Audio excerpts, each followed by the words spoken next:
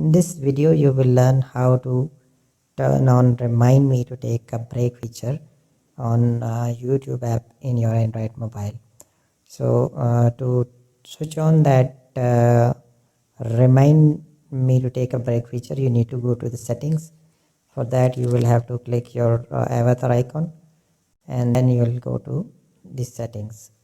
In the setting, this feature is available in the Journal tab, and in the Journal menu, you will see this on the top most. It says Remind Me to Take a Break.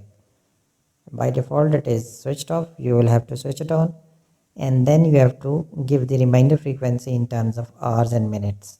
So let's say if I select the 15 minutes and press OK, now the YouTube will remind me to take a break after every 15 minutes.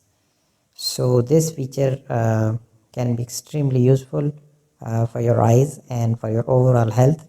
So I strongly recommend you to switch on this feature. However, you can increase this reminder frequency to, I think, around 45 minutes should be a good time frame. Thank you very much for this video. If you like this video, hit the like button, subscribe, and do share it with your friends. Thank you.